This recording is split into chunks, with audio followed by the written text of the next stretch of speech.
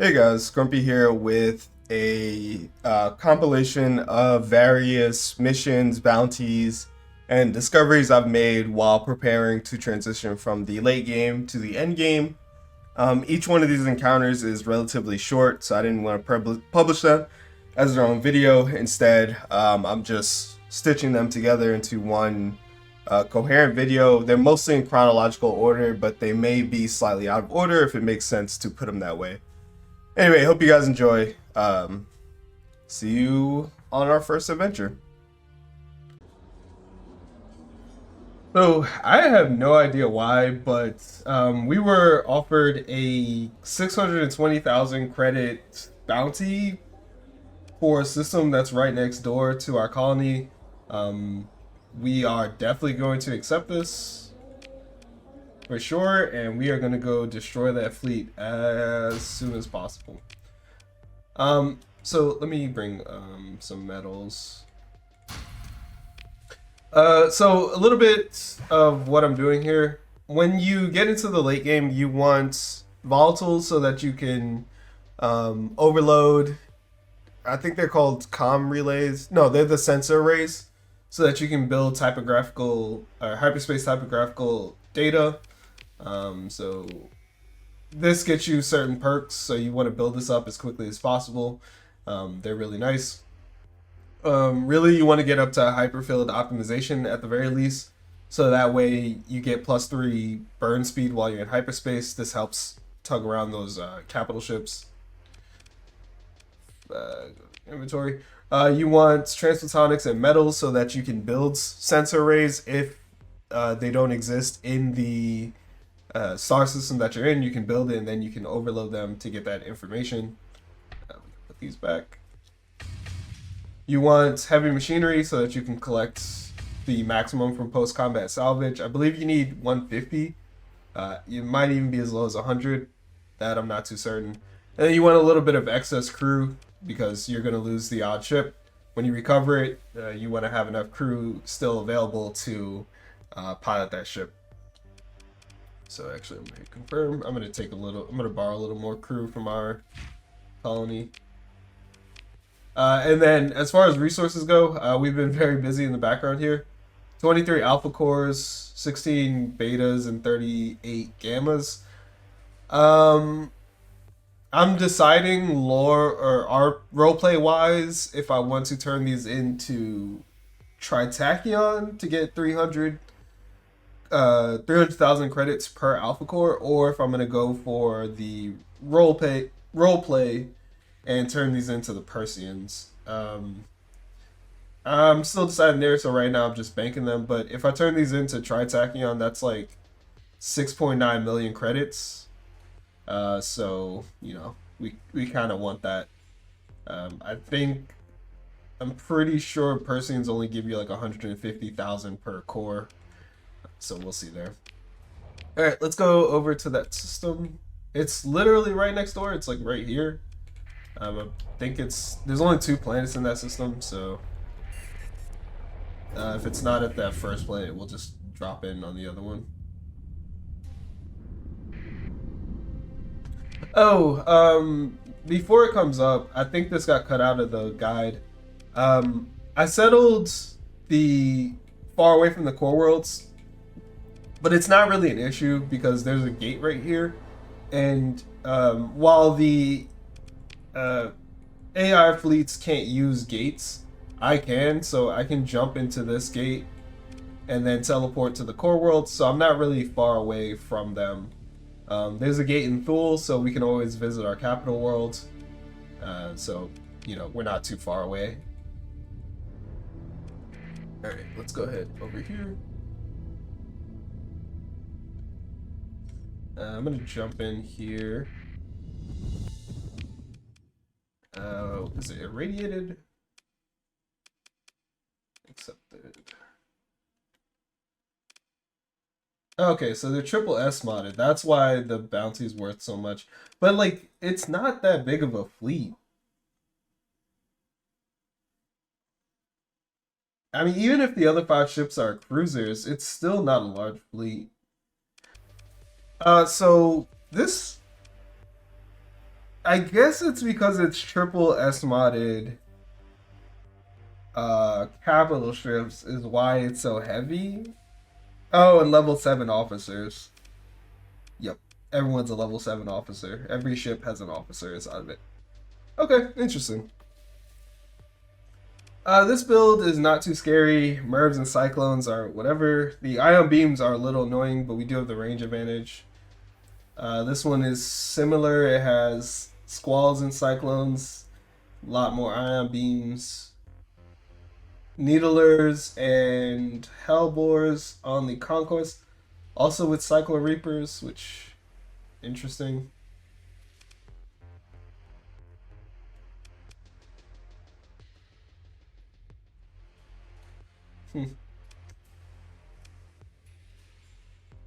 Very similar to the build that I use, actually. Except these are auto lances instead of ion beams. Yeah, this should be a slaughter. We're going to do this and that. Well, honestly, we'll probably just full assault this after we kill the Pegasus.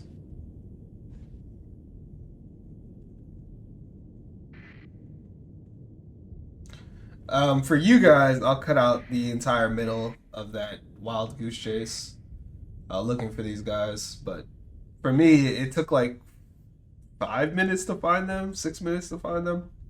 They're located very far away from the center. Oh, we can.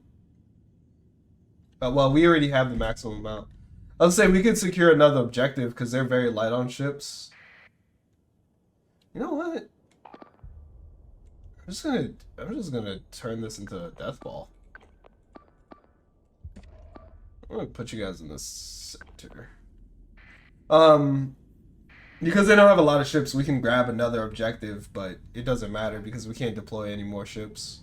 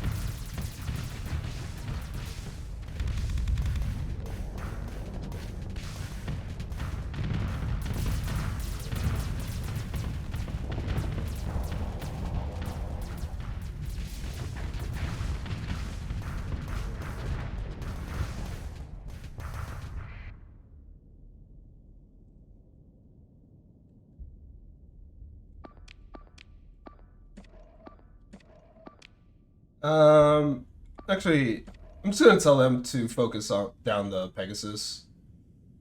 Put pretty much everyone on it.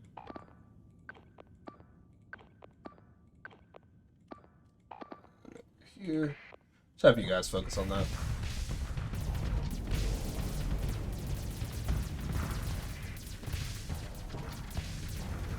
The poor Conquest. The Conquest, the Conquest is an okay ship. I don't know how to pilot it. Just mentally, I can't pilot it sideways and fire off. But the real problem with the Conquest is its shield. So it has a 90-degree arc, which makes it very easy to flank. So it is maneuverable. It can back away from a fight. But if you put two, like, very strong cruisers against it, it's going to fold. And a capital ship should be able to hold its own against two cruisers.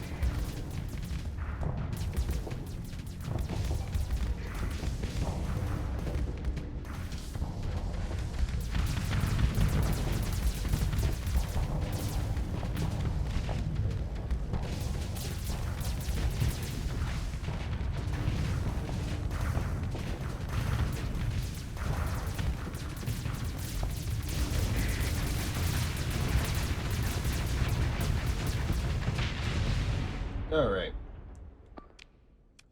And then I think we could just full assault it now. There, you go assault that. We don't need our Griffin.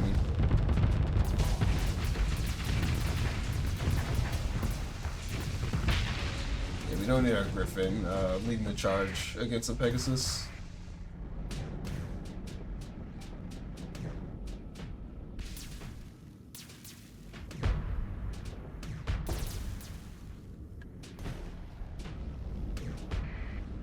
Okay.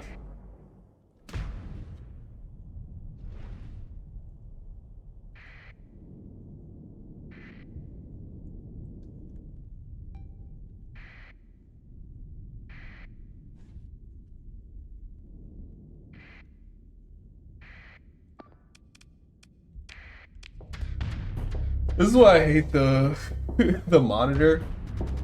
So this usually happens if you don't micro your fleet well. Here's 3 cruisers just trying to kill 1 frigate.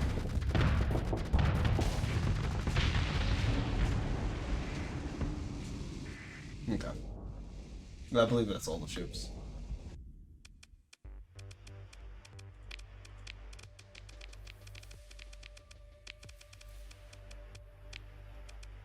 We do get a Pegasus. It looks like it lost all of its S mods. That sucks. We get a monitor, so we'll take both.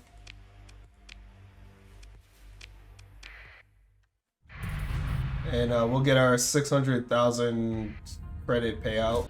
Hey guys, Scropey here. I'm about to fight a Remnant Nexus, so I wanted to record it. This is the first one that we're going to fight, one of many. Looking at the map, so we have 2 high warning beacons next to our colonies. We don't need both of these.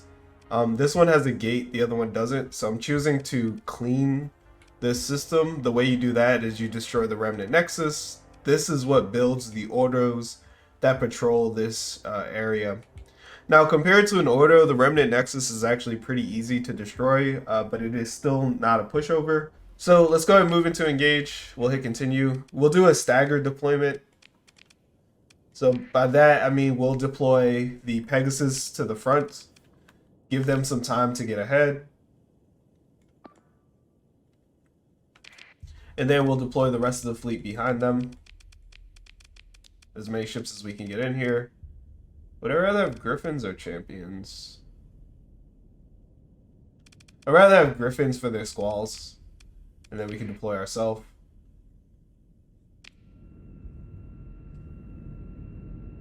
And then the Pegasus should get in range of the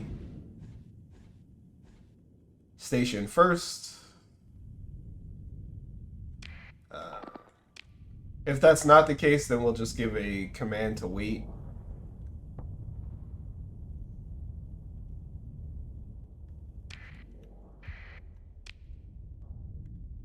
Okay.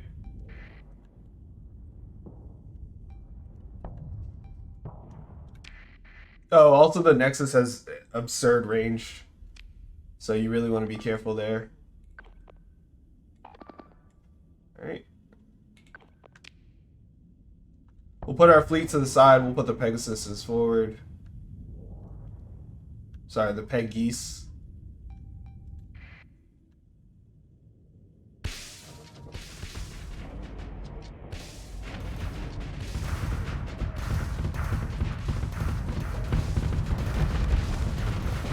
That's what I'm talking about. The Hydras one tap all of these small ships. Also, they have the added benefit of overloading the Paladin Port Defense baked in. Alright, now the Pegasus are Peg Geese are in position. We're gonna go ahead and just give everyone the engage command. And we'll just let it fly. I'm gonna target those wings as we can. And any of those critical components, so I want to shoot down things like the Paladin point defense. See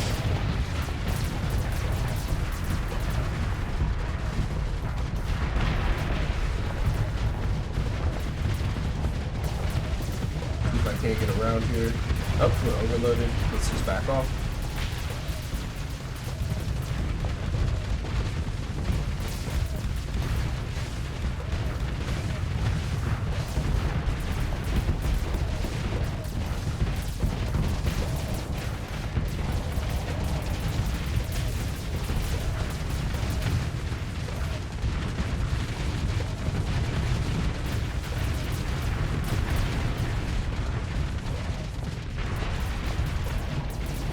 Okay. And now we're just waiting for the wings to rotate back around again. But just pure dominance, just being very aggressive against the Nexus, and letting our Pegasus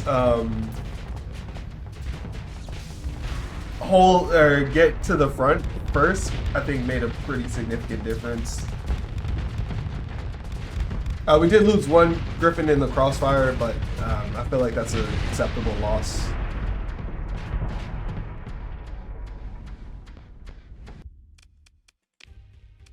And we'll recover it. Thank you very much.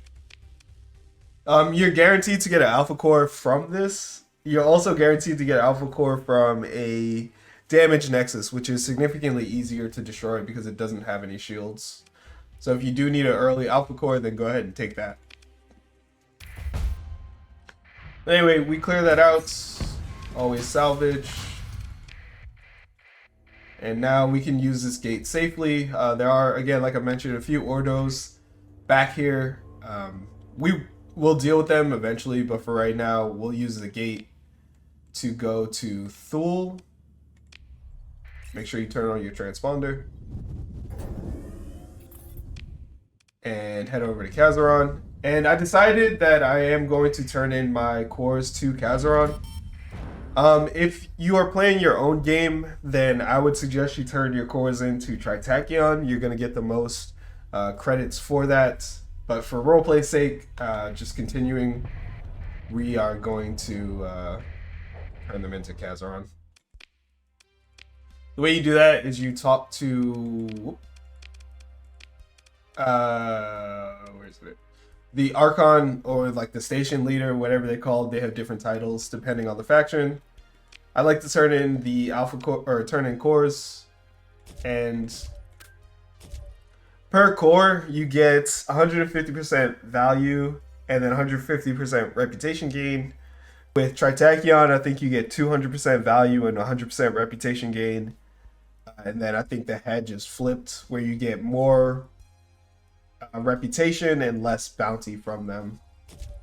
But anyway, we'll turn in all of these. 6.5 million credits. Confirm. Thank you very much. Hey guys, Grumpy here with a quick demonstration of how much we've grown, how much the fleet has grown since the mid game into the late game. So here we have one of our 300k bounties. We demonstrated a lot of these in the interim between the mid game to late game transition. Now that the fleet is more advanced, you know, more S mods, better officers, I just want to show off the difference in power between where we started and where we are now. So here's another midline equivalent. So we should be able to tear through this with no problem whatsoever. I'm actually going to deploy... actually, no. I want champions for this fight. We'll deploy ourselves. Sure. That should be fun. So I've been making slight modifications. I feel like I start every video with that statement. But again, this is a continuous process. So as far as the major changes go, I did bring the Eagle back. I'm no longer in the Sunder. And I also picked up target analysis as well as helmsmanship.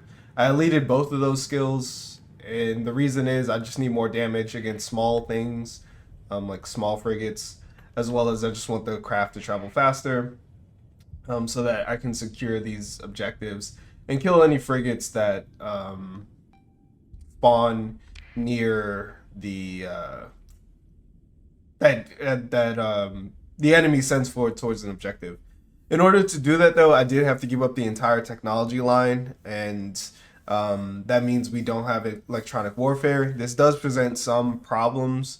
I'll weigh the pros and cons to see how it feels, but just for this fight at least, we don't have electronic warfare as one of our active skills.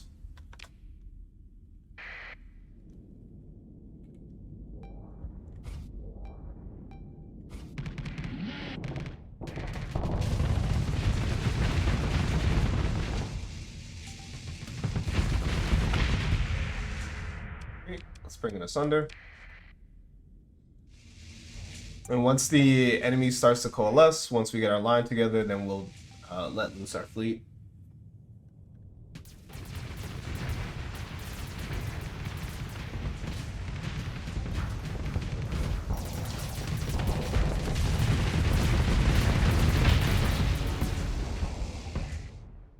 All right. Just set a couple of engage orders, and then we will flank the fleet, try to hold their attention, hold them in place.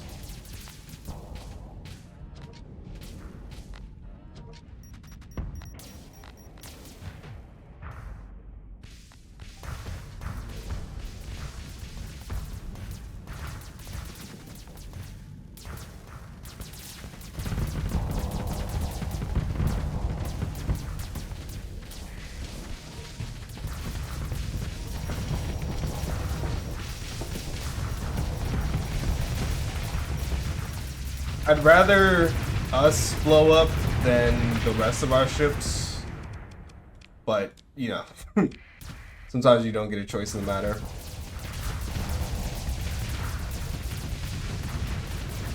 So this is the first time I've seen 2 Pegasus, both with the 4 Hydra setup. Normally they're mixed.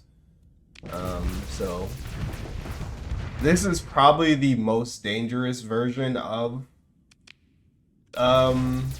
this fleet, and even still, to only lose 2 ships to it at this point is not bad.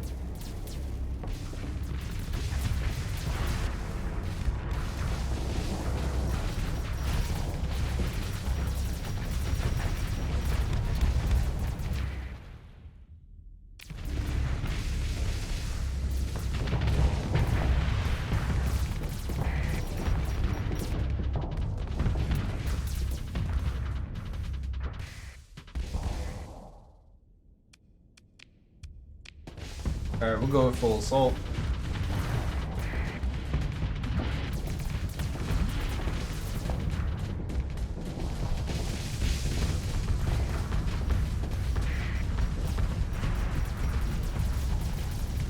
See if we can't kill the Pegasus. Or at least just keep pressure up on it.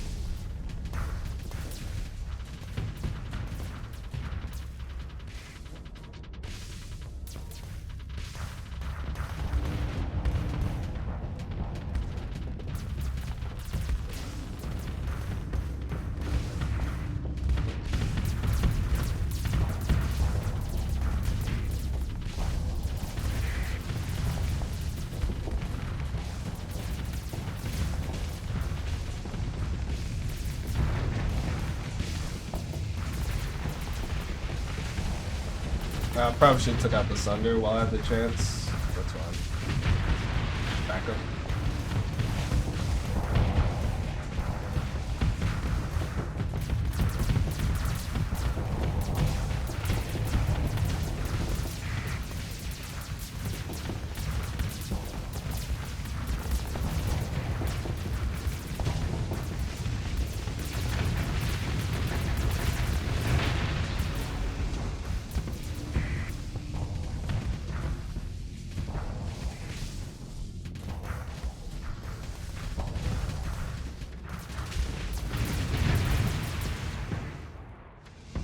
So that's the equivalent. Very short battle. We did lose the 2 ships, one being my own and then the other one being the Griffin.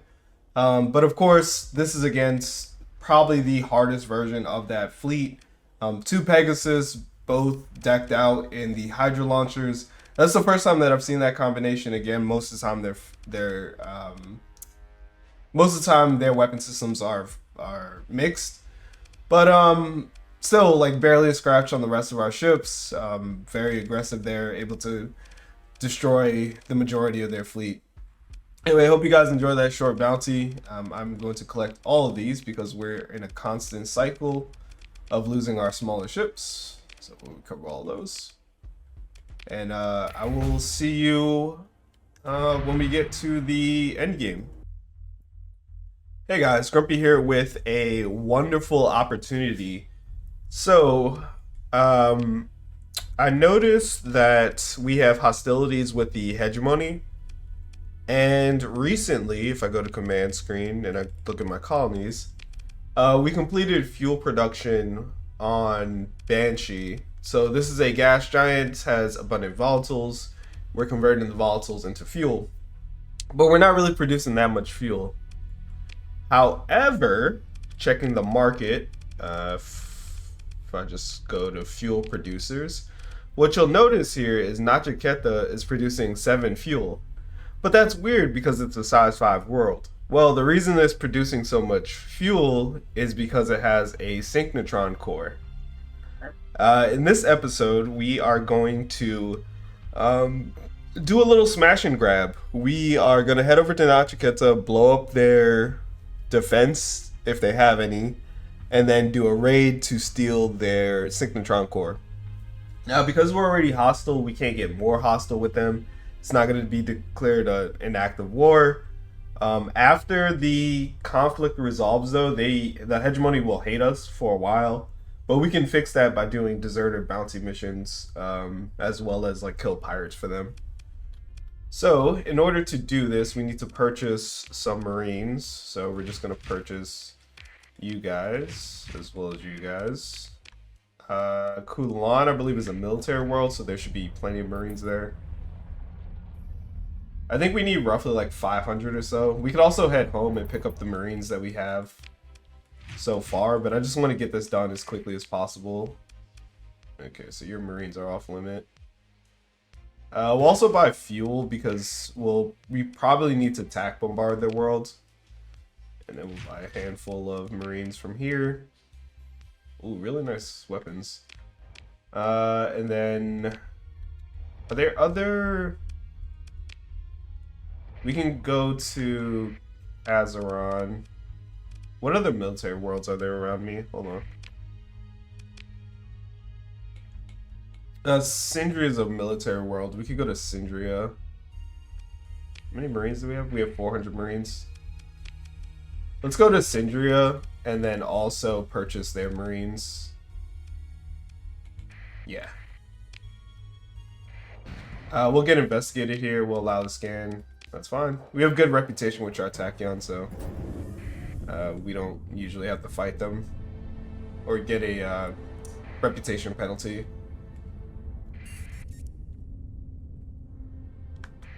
We should be neutral with Sindria. I don't know why we would have issue with them. Turn transponder on. Sure, we're friendly. We're friendly. Yeah, we're friendly. We'll buy all of your Marines. Your Marines are off limit here. Got some Marines on the black market. We'll buy some more fuel while we're here. We'll just stock up on fuel. We always need fuel. We'll just take it back with us. And you don't have any excess, right? No. Sindria also has a synchrotron core, and they're a little better to target because they are limited to just this world. So if your playthrough is going to run long, something that you can do is you can just delete the Sindrian faction. So you take over Sindria, you destroy Volturn and Krur, and then you can either settle here if you want, or just have an empty space in the center of the core worlds. Alright. Is there a gate? There's not a gate. Is there a gate in Atslan? There is a gate. So we'll just take the gate over to Atslan, and then we'll jump out and we'll head to... sure, allow the scan. Continue. When you have high reputation with a faction, they don't penalize your ships. They can sometimes, but usually they don't. Alright, so we have 800 Marines. We have 7,000 fuel. We should have plenty. We have our fleet. I should have refared my ships, but that's fine.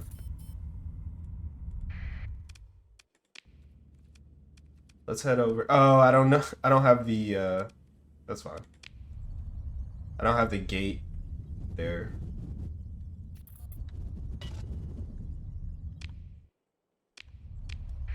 Alright, let's go ahead and jump out. Transponder. When we're not aggressive with hegemony, then we'll take the Atlan gate.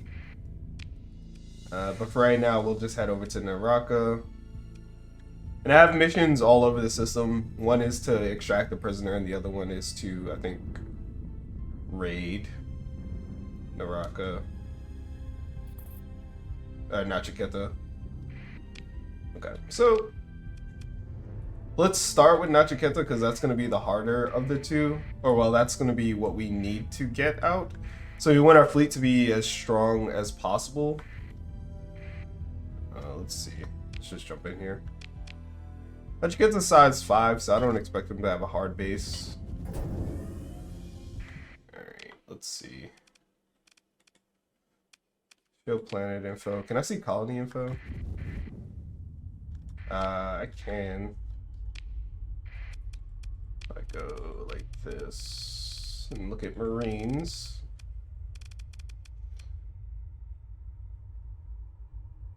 Okay, so Nachiketa actually is a military base. That's annoying. So that means our raid is going to be less effective. Alright. We will have to fight these two fleets. There's no way around it. And then they have a midline station, which is interesting.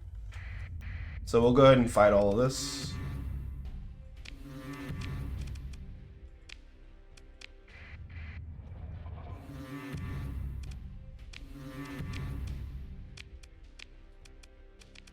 We will fight them. I was trying to get both of the fights together. That's fine. Alright. We'll consider military options, so we'll go ahead and attack the battle station.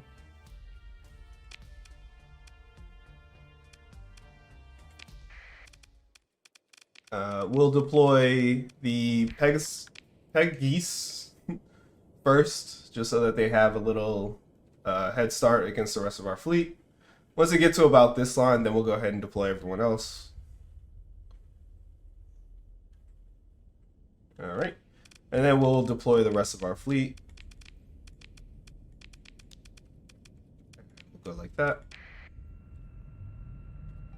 And the reason I do this is because the Pegasus are just really slow. So we want to give them as far a head start as possible so that they draw the attention of the battle station before the rest of our fleet gets involved.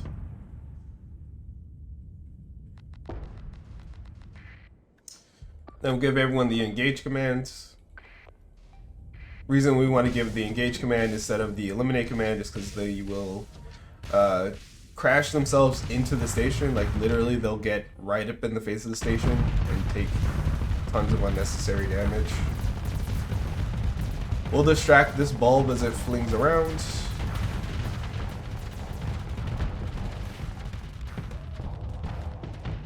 Thankfully the station, it doesn't look like it has ECCM package, so we can just waste its time doing that.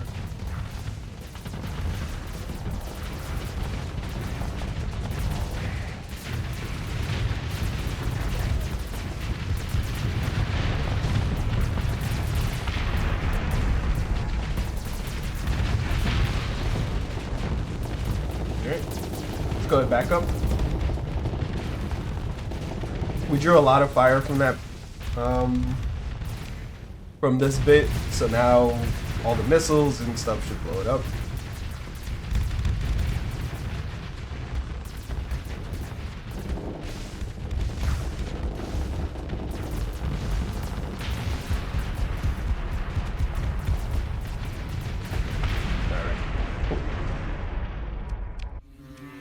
So very easy fight. We'll take all the rewards from here. Continue. We will consider a orbital bombardment of Nachiketa. The reason being is if we launch a raid right now, our Marines won't be as effective because they have a lot of defenses. So we want to, oh, I guess I can show it off since this is educational. So if we launch a raid right now, the ground defense strength is 720. So we have a 70% effectiveness. If we orbital bombard and tactical bombard. This will destroy their heavy batteries in their military base. And now if we go launch a raid against them, we have a much better effectiveness, 91%. So what we want to do is we want to try to yoink the synchrotron core. And I don't think we need to take anything else. Yeah, we'll just yoink the synchrotron core. So hit select. We'll launch the raid. We're successful. We only lose 28 Marines. And this is ours now. To Banshee. Manage the colony. Colony info. Install item. Requires no atmosphere. Alright, well, that's fine because we can build fuel production on a no atmosphere world.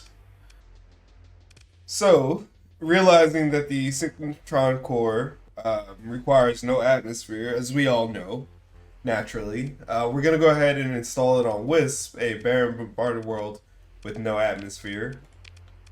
There we go. So that we can produce more fuel for our colonies. Now, one of the things we can do is we can spend a story point in order to increase the fuel production. Long term, this is a good thing because the fuel production market is so narrow. Really, it's just Syndria that produces fuel in excess. So, if we can take their core or blow up Syndria, whichever one, then we'll have the majority share of fuel production. Hey guys, Grumpy here with a very exciting development. So while I was in the system looking for a bounty presented by Ryan Arroyo, I discovered the Coronal Hypershunt. So this is very spoiler filled, but we're in the late game, transitioning to the end game, so you know there's going to be spoilers abound. We are going to do the Coronal Hypershunt fight. The reason being is we really want the weapons that we can get from the Hypershunt. So go ahead and explore, and we'll go ahead and engage the automated defenses. Now, these things are no joke. And in order to do this fight successfully, we will 100% rally around this ship, and we will not deviate from that.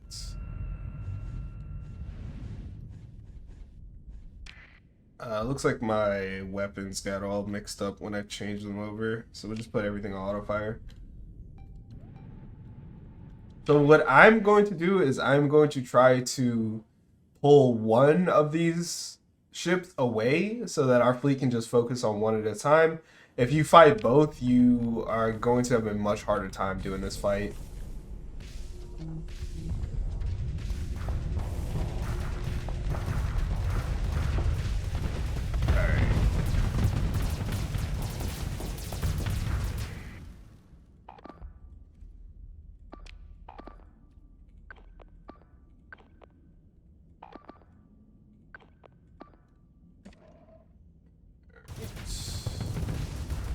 And we'll just see if we can't take this one with us.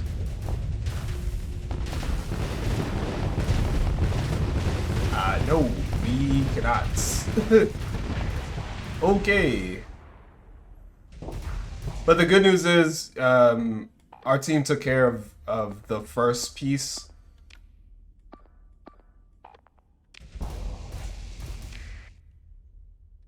So actually what I'm going to do is I'm going to give the engage command to you guys, and then I'm going to use the rest of the fleet to go ahead and engage these smaller pieces.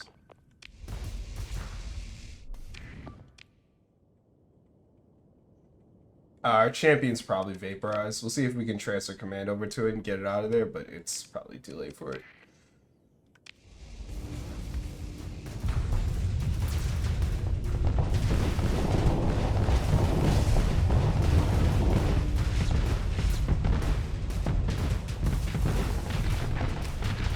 We can double flux.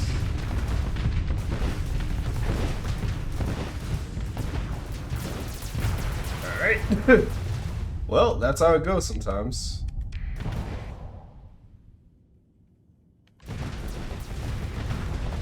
Thankfully, the only thing we have to do is break apart this piece.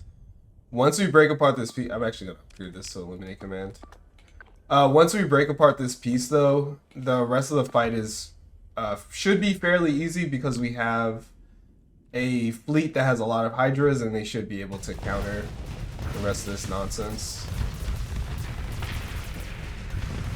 Let's see if we can't back the hydra up. Or back the griffin up. Sorry. Spread.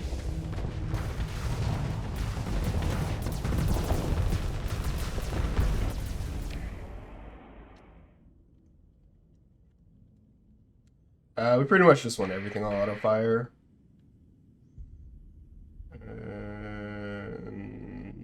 Yeah, I don't think there's anything that we need to control.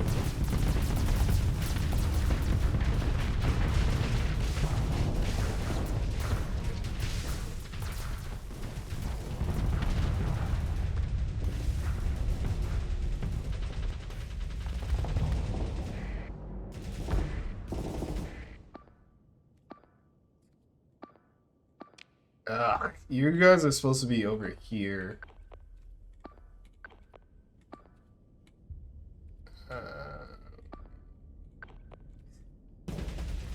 So we'll lose another champion, which sucks, but that's okay. We have plenty of ships to deal with this. That is not okay, though. But eventually, with all the hydras, we get that done. And we bring in yet more reinforcements to the fight.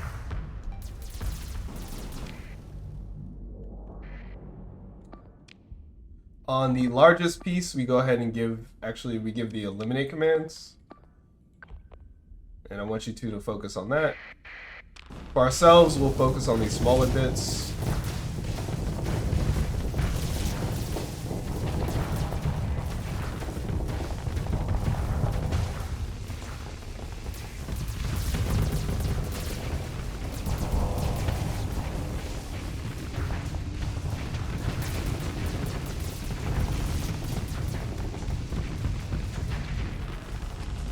Okay, would love to get control of our ship again. Thank you.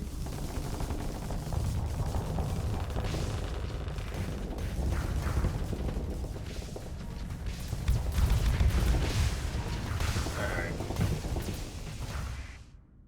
Well, at this point, we'll just hit full assaults and let the pieces fall where they may.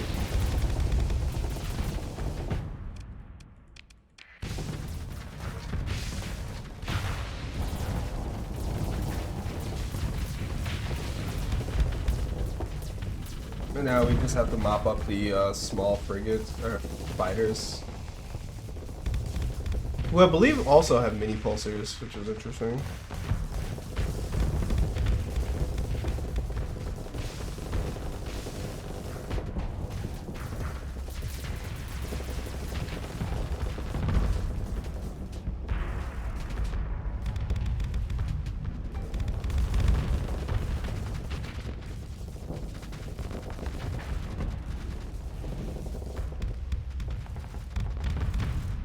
We'll take control of one of the Pegasus and just start firing off hydras. And that should speed this up.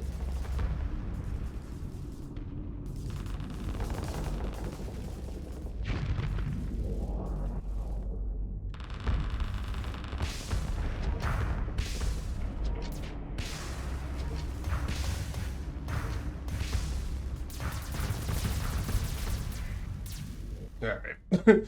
There we go.